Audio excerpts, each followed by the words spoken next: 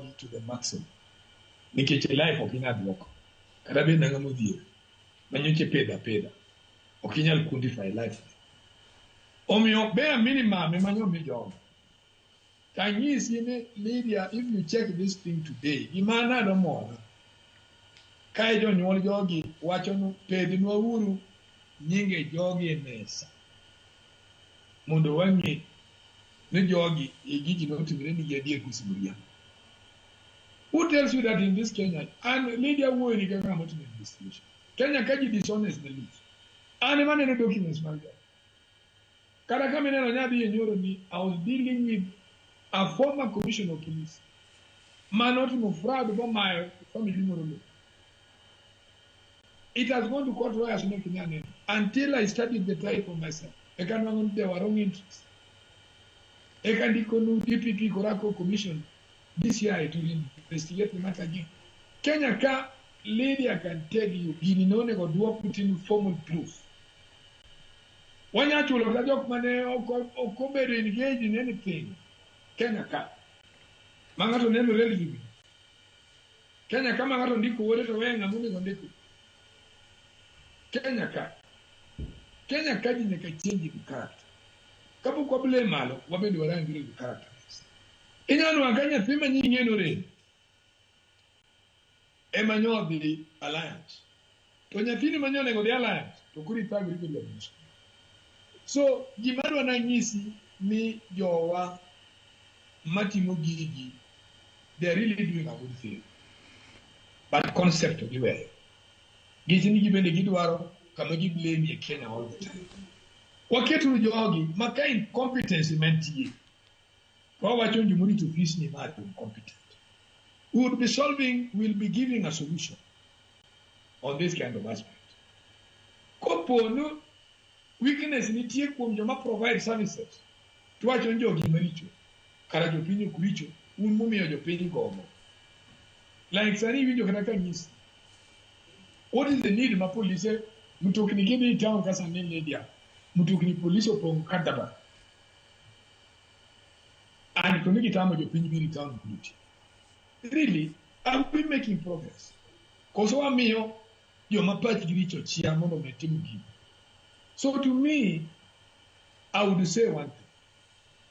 Moving forward, I heard about the leadership of this country open up. In fact, if President is listening to me, President Luongi, will you address in that house? Ongisi members of parliament. Now, me 1 week. The Uruber Pingu constituency now. Ukel problem now what do I listen? Madwane Madwatim Sani, Madwatim King, Madwatim Wi.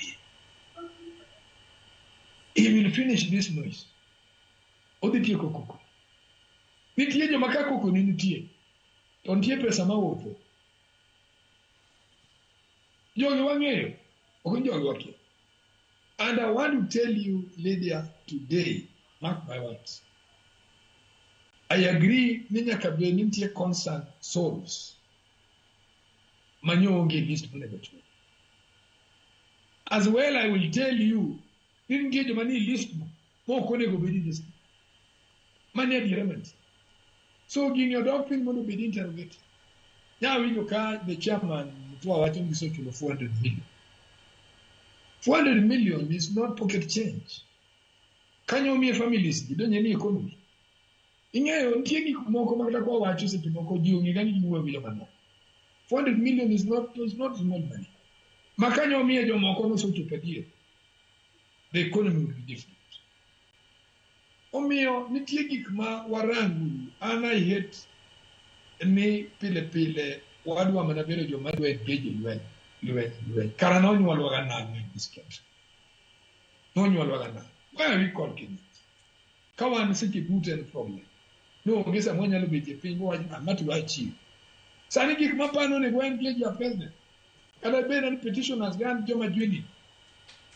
To giwacho ni president jomoko to nofa kai out of carelessness. Mane be ni ato ni hospital. Ngani do chiedho doctor. Ne be nitie surgeries nitie countrywide. Ngani do ter budo yang do gol research. Dokwo. Ngamo turni. do miye ngima kochako wuoth. These are the things monego bed ni. Ng'eche ni gima ne onego watim gi joma ne jogi otho. We would have first of all gone and the medical report. Who was study. Koro wa engage government on a fruitful thing. Nikech joma riski gimoro ema konyo ga piny kiny.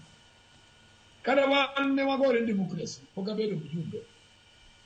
But there are people who have been members of parliament. Mabene onge kido.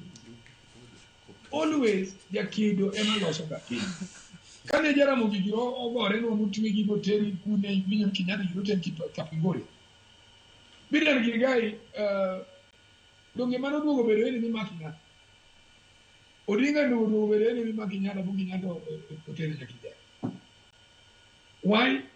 Because nitie sakedo kusema ji believe in principle.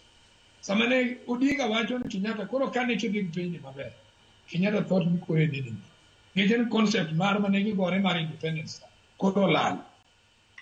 Koro gima nyaka wawinjre ng'anyo krach. But what define you gima omiyo wang'anyo? I would have been very happy today. Can you order that petition also the OP